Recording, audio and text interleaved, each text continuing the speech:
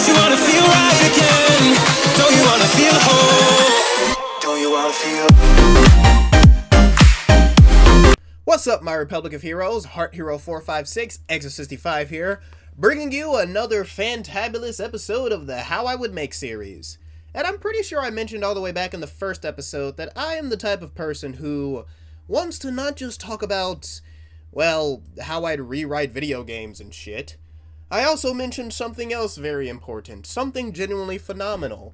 Something like, adaptations? Yes, I mentioned something about actually creating full-on adaptations for franchises that I genuinely, well, really love. And one of those franchises that I know I love more than anything is gotta be none other than the old-school 3D platforming series, Crash Bandicoot. Sorry, I've been watching a lot of Kadikarus, live streams in order to prepare for this phenomenal episode. And I've also replayed the Crash Insane trilogy, and replayed Crash 4, and Skylanders. Look, the point is, I'm a fan of Crash Bandicoot, okay? I love the series. It's one of my favorite 3D platform franchises of all time, simply because it is, by definition, just a really great, straightforward, and, honest to God, just beautiful, well put together mix of linear platforming and genuine difficulty. Seriously, the entire Crash series just feels really good to play, especially when you learn each level you're in, and honestly, I don't really gotta tell you why Crash Bandicoot works so goddamn well as a video game. What I'm trying to convince you of today is that the Crash Bandicoot series can go from being just a video game to potentially having an actual TV show. For those of you who don't actually know, there was a scrapped idea for a Crash Bandicoot TV show, and I think in some versions of the original Crash Bandicoot game, you can actually unlock a cool little secret cutscene that shows you what that original version would have been. Not only is it a really cool cartoon, but it honestly got me thinking ever since I was in middle school, how would a Crash Bandicoot television show actually work? More specifically, how would I make a Crash Bandicoot TV show? Now, I got a few ideas, mainly some that could be saved for future episodes, but the main one that I sort of came up with is how would I make a modern-day Crash series? If I could make a Crash Bandicoot show that could introduce everyone to Crash Bandicoot, that could bring in a completely new audience and allow multiple different people to truly understand Crash Bandicoot the same way someone who actively grew up with it would, what exactly would I do? While also still keeping in mind that I probably want to get these people to play the other games. More specifically, the Insane Trilogy, Crash Team Racing, and definitely Crash 4. So, with that being said, let's actually go over my first big idea for a Crash Bandicoot TV show. Starting with the location. The main setting is clearly going to be the Wampa Islands. I'm mostly just pitching a Season 1 type deal, and keeping it to one location, that being the Wampa Islands, is something that I think could actively genuinely work really, really well. Not only could that work really well, but could allow me to tell a good amount of more down-to-earth, yet still action-packed stories with the Crash Bandicoot characters. Obviously, we should probably go over the characters that I actually want to use. And before I really get into that, I should also tell you that this TV show isn't really going to be its own continuity. I want it to take place after the events of Crash 1, 2, 3, and 4. Basically, after the events of the fourth game, and building off of what happened there. More as a way to incentivize people to actually go and play the original Crash Bandicoot trilogy and the fourth one, or just the Insane Trilogy and the fourth one, which I think is better since the Insane Trilogy is basically like playing the Kingdom Hearts remixes. It's kind of the easiest way to play these games, and the most accessible way to play these games. And yes, I did just consider what's supposedly a port to a remake, because I do not consider the Insane Trilogy to be a remake. It's more of a port, because it's literally the exact same game, with not much different whatsoever. In fact, some things are even worse in it. And it's just got shinier graphics. Last time I checked, that's a port. But I'm not here to debate angry video game fans over what counts as a port and what counts as a remake and what counts as a reimagining or a remix. I'm not here to fight people on that. I'm here to fight Kadikarus on that and see if he disagrees with me. You better not disagree with me. I'm an American. And you don't want to disagree with an American, Kadikarus. Anyway, with all of that being said, actually getting into the legitimate concepts and ideas, the whole basic premise is that this will take place after those few games, and, well, the story is going to be a little iffy. Basically, I'm going to be taking elements from Crash Bandicoot stories that I've either been inspired by from the original Japanese comic book, and a few elements from other Crash Bandicoot games that are no longer canon. So ladies and gentlemen, let's actually go over the characters that I plan on using for this story, and more specifically, how I plan on characterizing them. First one up is obviously Cash Banuka himself, and gonna be real with you, I kinda had a little bit of an issue deciding on how I wanted to characterize him. Because Crash is supposed to be a mix between a Looney Tunes character and a sort of easy dumbass character.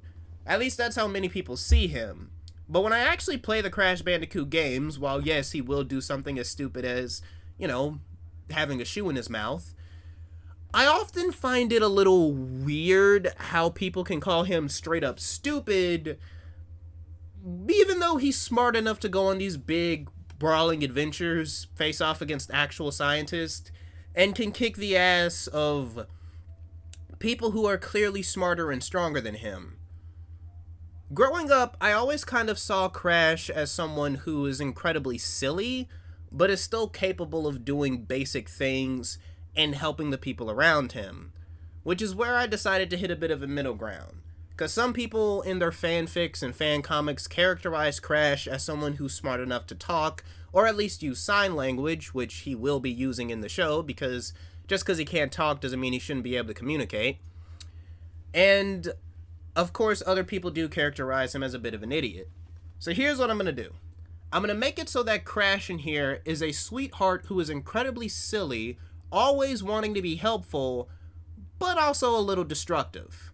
He has a very high pain tolerance, which will lead to a lot of funny slapstick moments, but for the most part, cannot talk. And if anything, I could just straight up say that he's on the autism spectrum, for the most part. Because why the hell not? He's obviously very smart. He's capable enough to, beat the shit out of Dr. Cortex and go on these incredibly huge as fuck adventures. But he's also, well, not really book smart in many cases. He might even just straight up be a savant for the most part. In fact, that's what I'm doing. I'm going to make Crash Bandicoot a sweetheart savant, while also still capable of putting himself in so many dangerous situations that slapstick will, and most likely is going to be, a very huge and a very good part of the series. Next, we'll get to Crash's adorable little sister, Coco. Basically, she's going to be exactly how she is in the games. She's snarky, incredibly intelligent, incredibly creative, and can make basically anything with very few resources.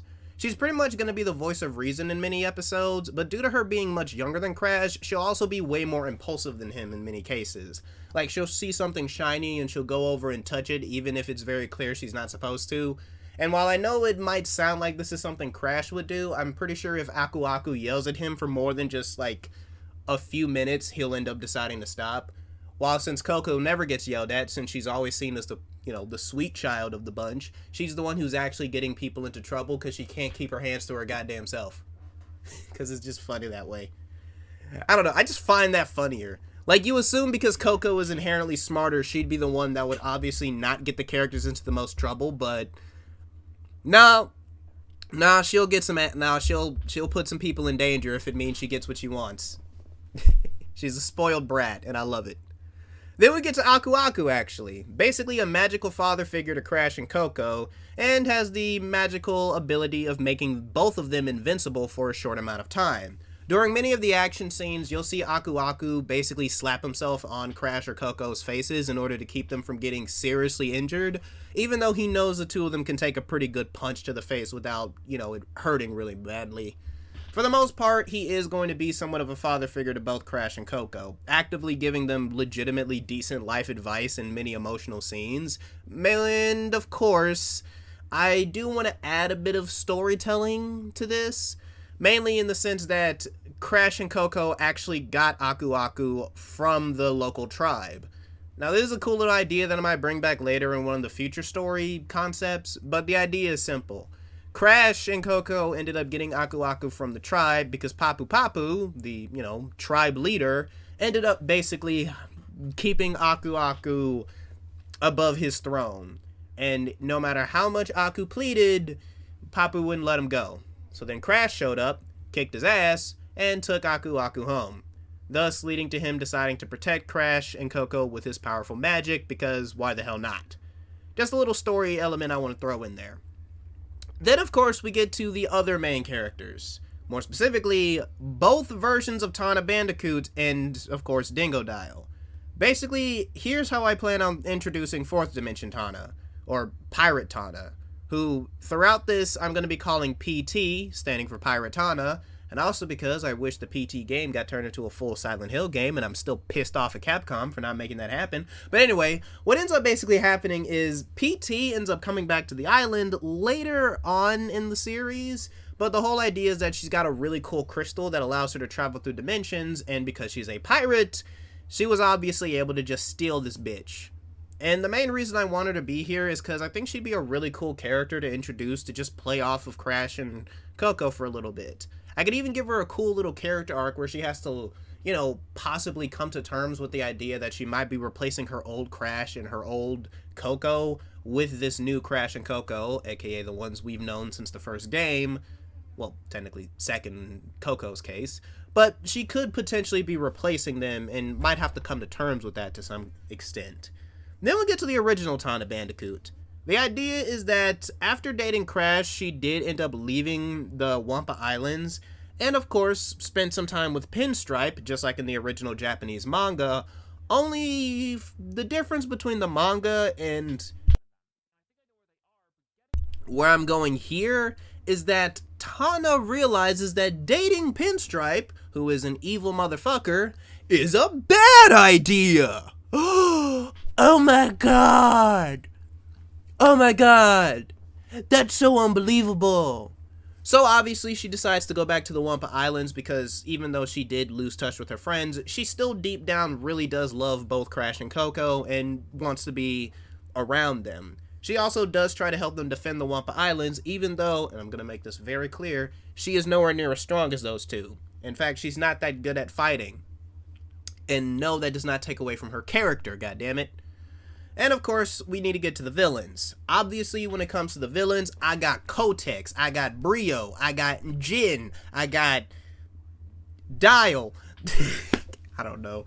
Oh yeah, Dingodile. Dingodile here is not necessarily going to be a villain for the most part, but he is definitely going to be somewhat of an anti-villain. Like, he'll not necessarily obviously go out of his way to kill Crash and Coco, but he's not going to try being friendly with them either. Like, he's mostly just going to spend time doing his own thing, hanging out with Pirate Tana, and that'll mostly be about it. He'll only show up if the others need his help. And I guess we could have like a running joke that throughout this, he's not really going to be evil.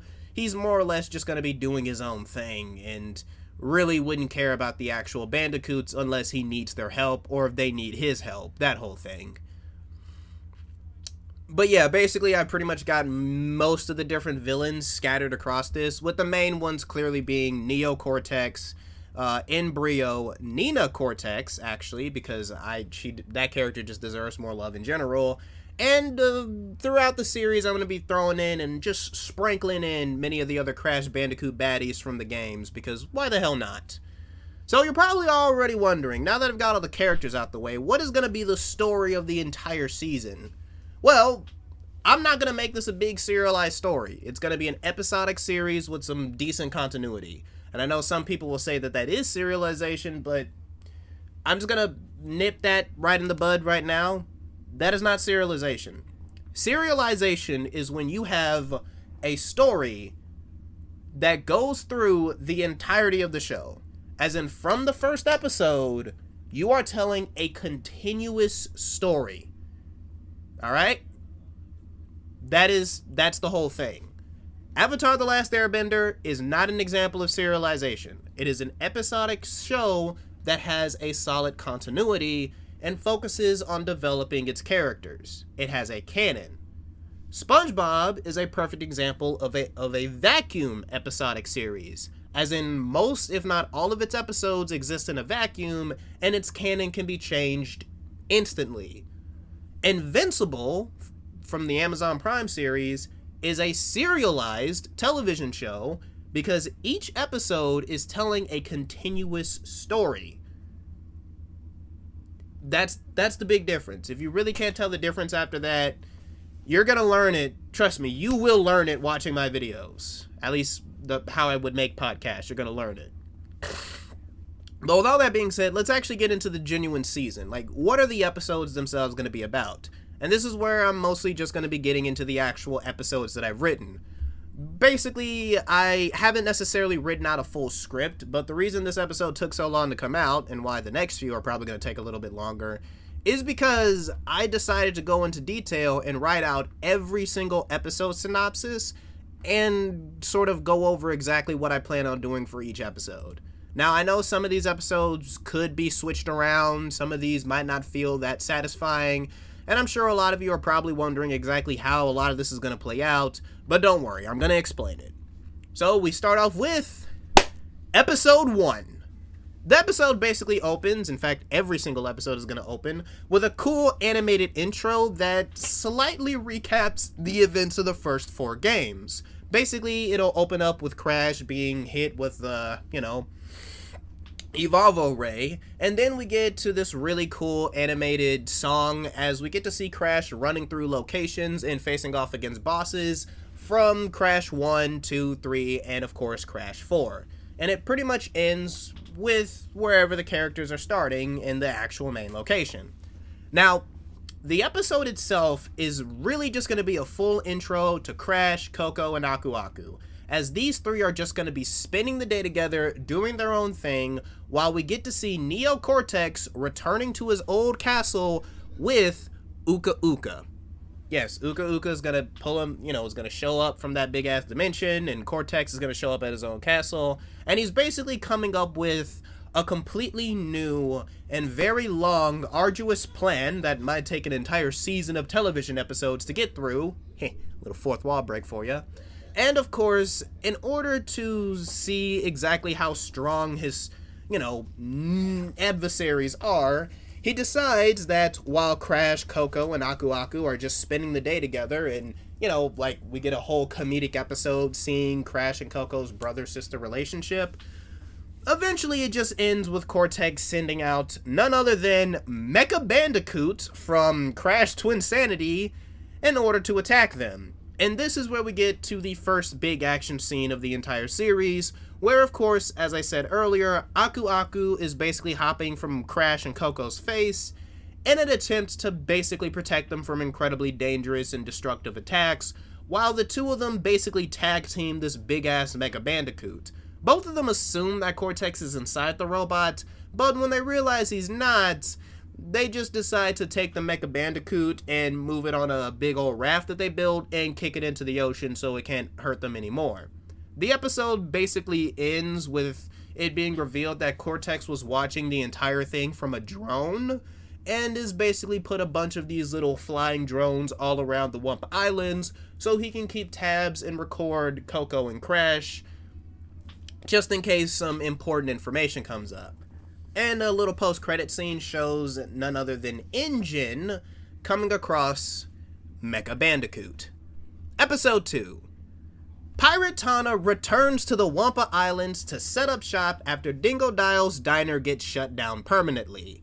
Now, when she shows up, of course, Crash, Coco, and Aku Aku are a little confused since, well, all the other masks should be back at their post after the events of Crash 4, but she ends up explaining that, well, she kinda stole from a gang of multi-dimensional pirates so she could help Dingo Dial pay for some repairs and people to come in and actually clean his diner. And in doing so, she ended up taking this cool multi-dimensional crystal that allows her to travel throughout dimensions. Cortex, however, ends up sending his good old adorable niece, Nina, to steal the crystal that PT uses to open, portals, in an attempt to potentially use it for his new evil plans. This, of course, leads to a cool episode where we get to see PT, Crash, and Coco work together to get the crystal back, and of course Nina returns to her uncle completely empty-handed. Obviously, she ends up getting punished by being literally kicked out of the house. Seriously, like, she's just left outside for the night. And, well, we end up getting a pretty fun and lovable reunion between, well, Piratana and all these other individuals. And by individuals, I mean, Crash and Coco. And of course, Dingo Dial is mostly just moping on the ship the entire episode because he's officially lost his diner to a bunch of multi-dimensional pirates. So yeah, that's basically explains why he's not that important to it. Episode 3. After failing the last time, Cortex decides to send in some of his scientists to try and steal DNA of the Bandicoots for his new potential plan. The entire episode is literally just the scientists hilariously and painfully getting stuck dealing with all the Bandicoot characters we know and love, basically beating the absolute dog shit out of them in hilarious ways. Like, those Looney Tune cartoons where Tom is getting the absolute dog shit kicked out of him by Jerry?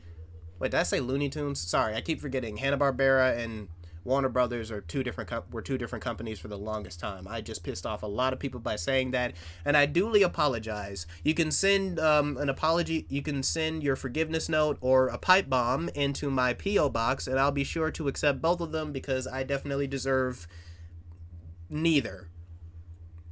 I don't know where this joke was going, but the point is, the scientists are pretty much just getting the absolute shit kicked out of them by all the different Bandicoot characters, even PT. But they do successfully get the DNA, basically just fur, saliva, all that different type of stuff. And when they finally bring it back to Cortex, who is surprised that they're still alive, the episode pretty much ends with Cortex revealing none other than Dr. Embryo joining Cortex once again for his evil plans. Yeah. Episode 4. The original Tana Bandicoot returns to the Wampa Islands.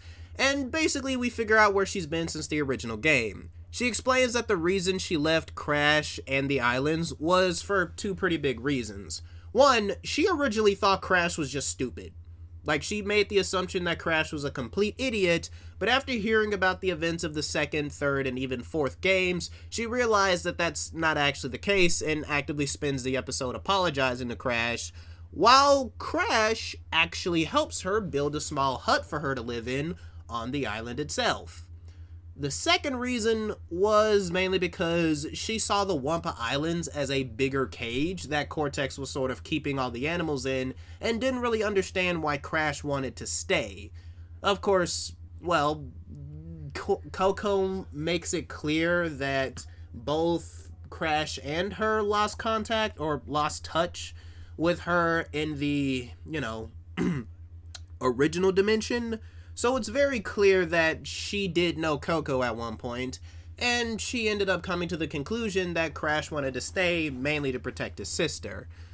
And of course, as the episode goes on, we get to see that Coco is not necessarily willing to reconnect with this Tana, because we get to see that she saw this Tana as somewhat of a big sister figure, and when Tana just up and left, she never really saw him again, never got to contact him again, and this is basically an episode where Tana is sort of making amends with both of these characters.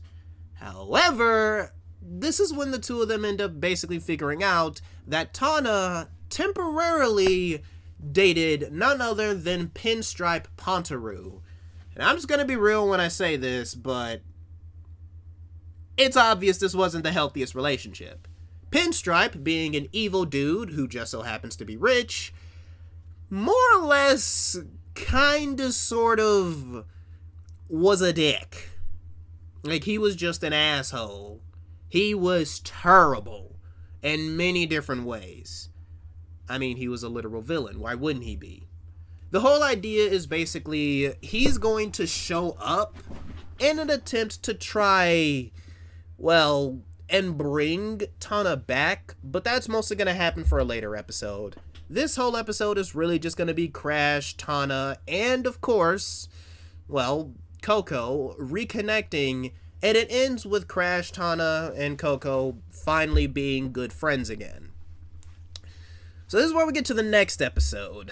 Basically, we pretty much get to this episode where none other than episode 5, Cortex and Embryo decide that in order to finish their experiment, they need to gain more help. So, they decide to ask Uka Uka in order to gain more energy for their new and improved Evolvo Ray. Meanwhile, Jin decides to attack the beach of the Wampa Islands and to dig up power crystals for a new line of robots he wants to build. So Crash, Coco, and Tana need to think of a way to beat the new and improved Mecha Bandicoot robot, as obviously it is way more fucking powerful.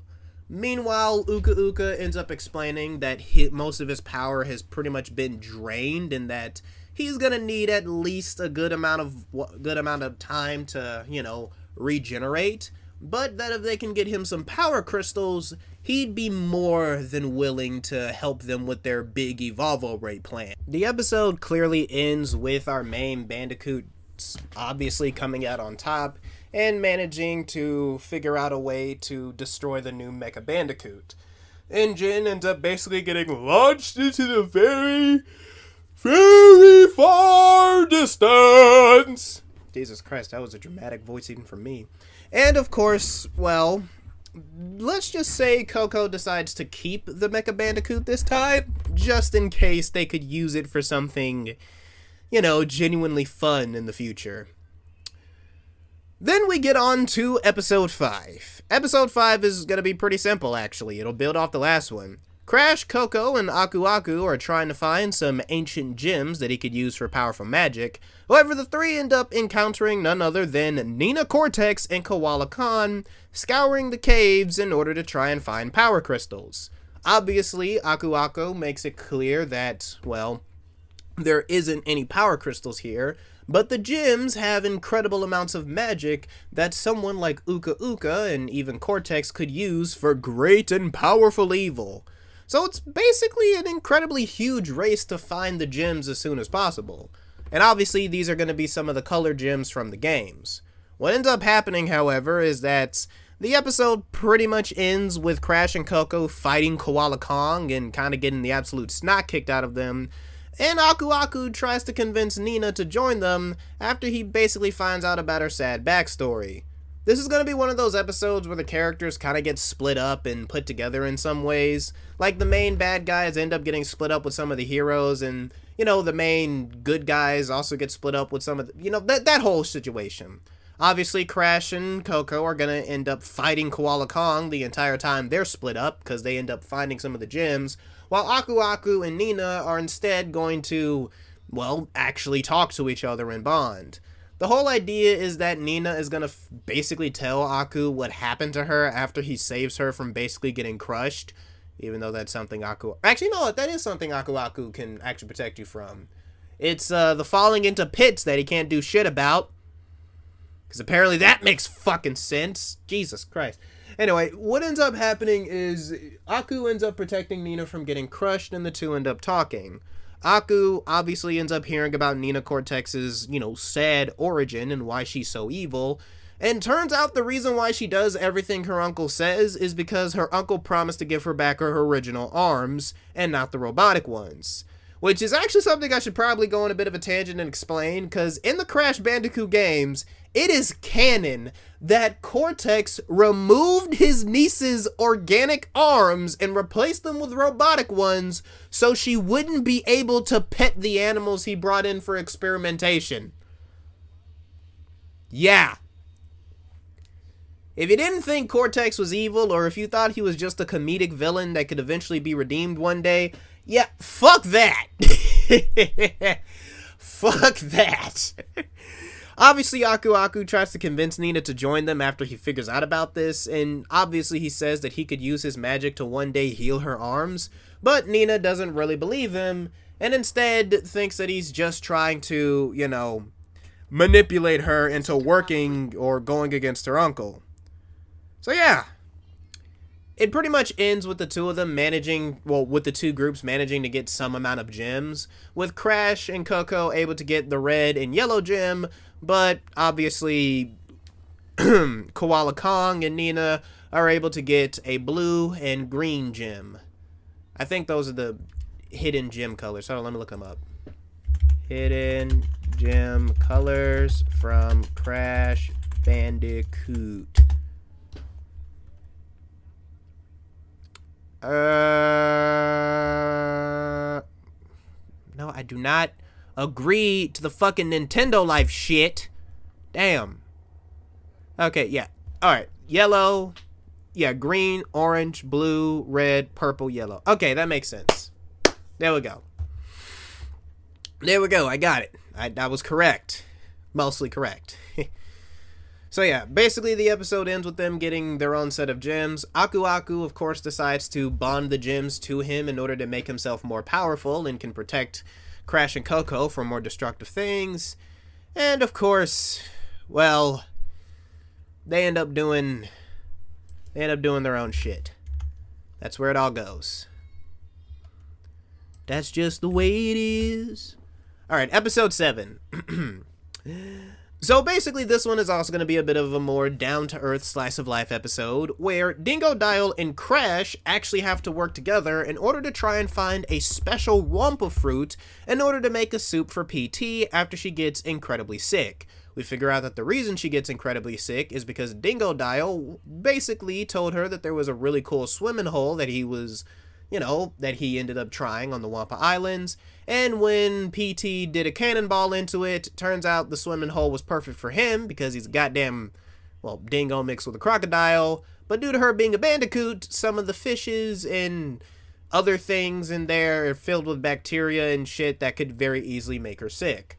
Aku ends up diagnosing her with a very ancient disease, and, well, obviously it wouldn't affect Dingodile because his immune system's stronger, at least I think. Wait, hold on, let me fact check that too. Hold up. Are crocodiles' immune system stronger than I spelled that wrong, bandicoots? Why is it telling me about antibiotics from crocodile blood? Is crocodile blood in general? Huh. Oh, apparently you're also not supposed to smile at a crocodile. Okay, I'm not getting a straight answer, but basically, yeah, I'm just gonna say that, yeah, crocodiles are, like, they got a better immune system. That's what I'm gonna say. Anyway, the entire episode is basically Crash being on edge around Dingodile the entire time and accidentally getting himself hurt, leading to Dingo having to consistently save him over and over and over again. But eventually they end up realizing that, well, none other than Ripperoo himself is also trying to get this special fruit. And eventually the three, after having a bit of an argument, decide to work together to get it from the devious Papu Papu, who is trying to use the fruits to make himself the strongest man in the world. Not that that would actually work. Of course, we also get a small side plot where we get to see Coco and Aku Aku trying to take care of PT, and eventually normal Tana comes in and just gives her some basic fucking medicine, and wonders why the hell the other two didn't just do that. And yes, Aku Aku is going to end up trying to use like herbal magic and shit to help her, and of course it's not going to work because, well, there's an entire South Park episode, alright? let's just say we don't like to believe in misinformation. Yeah. Anyway, with all of that being said, this is where we end up getting to, the episode basically ends with Dingo Dial and Ripperoo and Crash managing to get the fruit away from, basically they end up getting the fruit away from Papu Papu, and they end up splitting it 3 ways. Obviously, I guess 3 ways? I mean, it's not like, Crash and Dingo Dial technically needed for the same thing, so I don't know, something like that. Anyway, what ends up basically happening is they all are able to get back. Aku Aku and Coco are able to make the soup for PT, and she's able to finally rest and eventually, get better. Yes. Anyway, the next episode is actually gonna be based around Crash and Tana. Basically, the two of them decide to spend the entire day together after not hanging out for literal years, and while they spend a bunch of time together, Tana starts to fall in love with Crash all over again. You get the basic crush stuff, the butterflies in her stomach, the, heart palpitations, she's a little sweaty in some situations, and again, Crash isn't really picking up on this because he's a little aloof here and there, but and also kind of just gets distracted, playing on that whole savant situation. He kind of sort of hyperfixates on different flowers and ends up just straight up, braiding Tana's hair with flowers, and she finds it fucking adorable. Of course, in the background, we pretty much get to see that Coco and PT are sort of stalking them. More or less, Coco is, because she's trying to make sure that Tana doesn't break Crash's heart again, because, well, apparently, according to her, that was a lot of ice cream that she had to buy, and she didn't even get to eat most of it. And of course, PT is mostly there because she's trying to help Coco learn the lesson that sometimes things in life are just going to be a little disappointing, and eventually she's just going to have to let go of the idea that, well, Tana is going to hurt Crash, because she clearly is there to help them and to be friends and not to be, well, an anus hole. That whole situation. So yeah. Anyway, what ends up happening is we finally end up getting to something a little bit more, eventful. Where we actually, eventful. At least more character eventful. Basically, in order to keep the characters bonding just a little bit more, Crash decides to set up a little bit of a play date between PT and the original Tana in an attempt to try and have them, come together as good old-fashioned friends. And let's just say that for a good amount of the episode, the two are able to bond over similar interests and they are basically the same person with a few differences. One is a very hardened fighter that's willing to beat ass, take names, and claim dudes and dames. And the other one is, well, again, this version of Tana isn't useless because she can't fight. She's more or less somebody who just who focuses on more simple things in life, decorating and art, which, yes, is going to be where we figure out that this Tana is actually an artist. She even talks about her time with Pinstripe and how she believed that he would end up actually supporting her artistic ventures because the dude's rich as hell. Why wouldn't he? But of course, he didn't. Instead, he wanted her to stay her ass in the kitchen and make himself turkey sandwiches all the time. Literally wanted him to make turkey fucking sandwiches. I'm gonna make that a running joke that every time he talks about this dude, she has to make him a turkey sandwich with extra tomatoes, no pickles, lettuce, mayonnaise, pepper in the mayonnaise, which by the way is fucking disgusting. I tried it one time. Don't eat pepper in the fucking mayonnaise. And of course, on rye bread. So the worst turkey sandwich you could possibly imagine. And yes, that is a reference to something in real life. If you get that reference, you are a fucking goat. If you don't get that reference, well, that's on you. Eat at more sandwich places, okay? That aren't Subway or Jersey Mike's. But anyway, we end up basically getting to see this entire, episode eventually does come to a head when PT and Tana end up talking about what led to them losing touch with their Crash and Coco. And, of course, PT ends up explaining that she lost her Crash and Coco because, well, her version of entropy basically just absolutely annihilated them, like killed them, got rid of them. And she kind of feels a little jealous that main Tana is able to basically still, like, at least still have the choice to come back and see her friends, because PT can never see them again. And I plan on this being a really emotional scene where the two are able to truly bond. And we get to see original Tana say that while she didn't necessarily lose her Crash and Coco, she also felt like she might never have seen them again because of how restrictive and fucked up Pinstripe was as a person.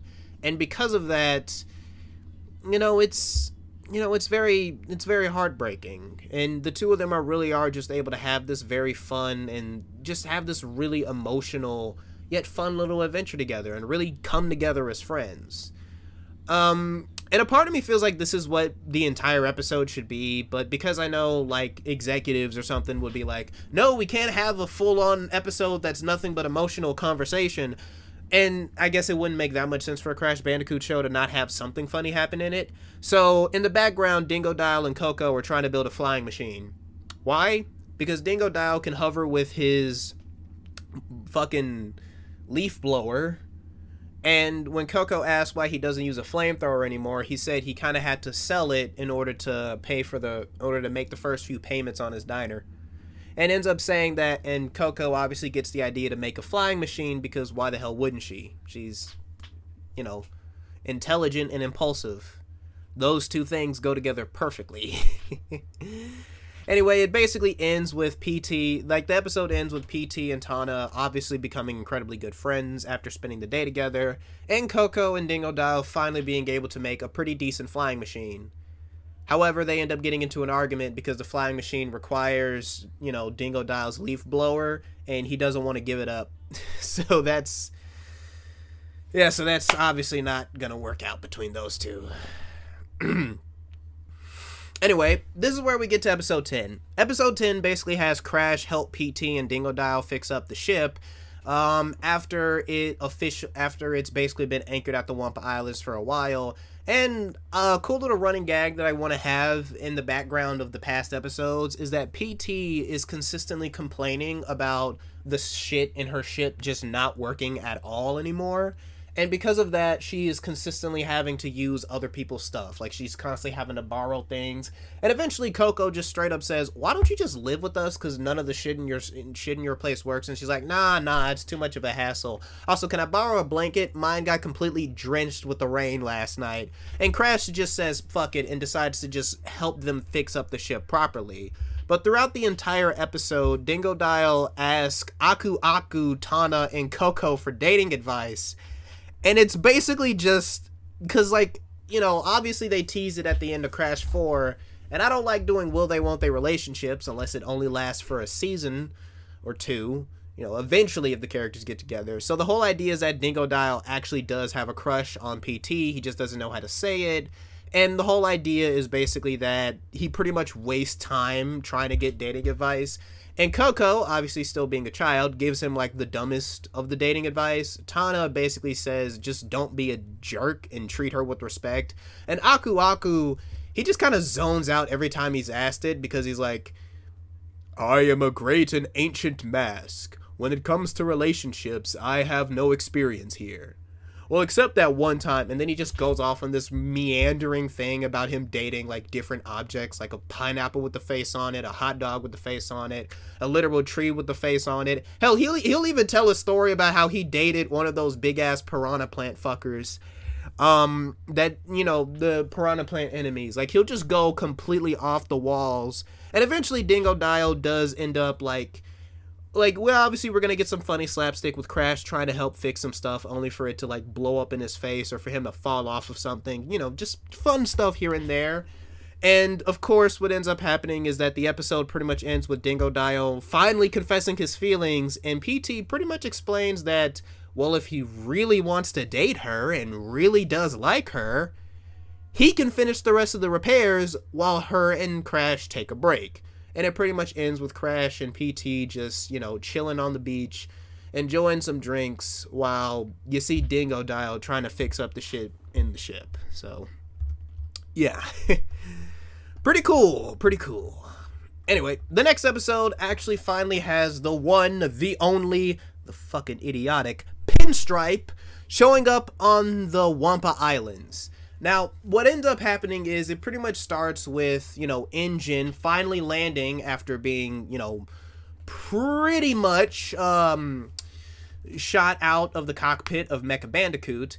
And so what ends up happening is he ends up landing on one of Pinstripe's cars. So Pinstripe pretty much says he can pay him back if he gives him the location of the Wampa Islands, because he just can't remember it because he couldn't be fucked. He's rich, he's got businesses to run, he can't remember everything. And basically Pinstripe shows up to the Wampa Islands in a new mech suit built by Engine so he can try and convince Tana to come back to him, only for Crash to show up every time. But Crash ends up getting his butt kicked because he doesn't know how to take down the mech suit.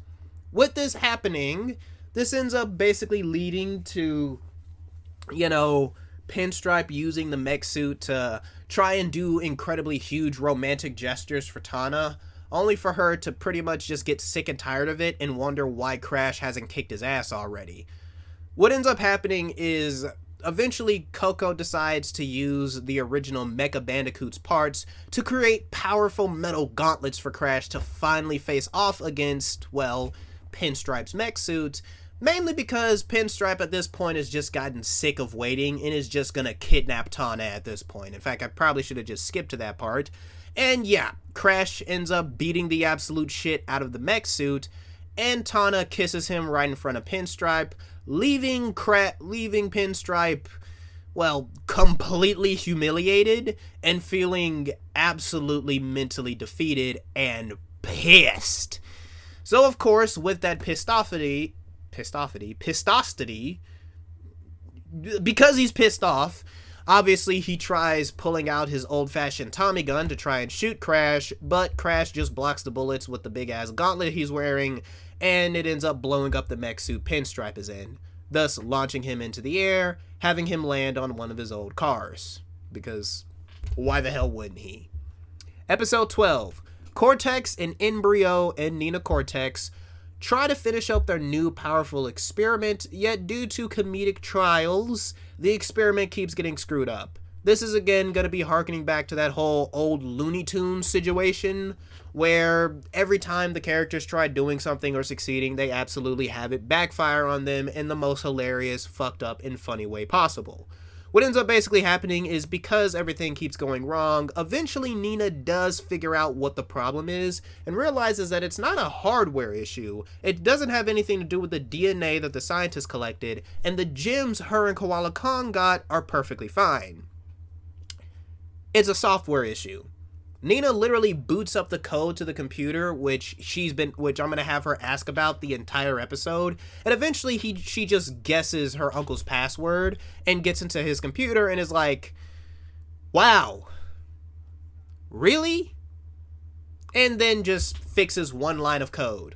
And it wasn't even that important of a line of code. It was just a typo, which, as someone who's coded before, yeah, those will fuck you up all the goddamn time. I fucking hate typos, and it's why I really, really, really need to start using game development software that doesn't actually require physical coding.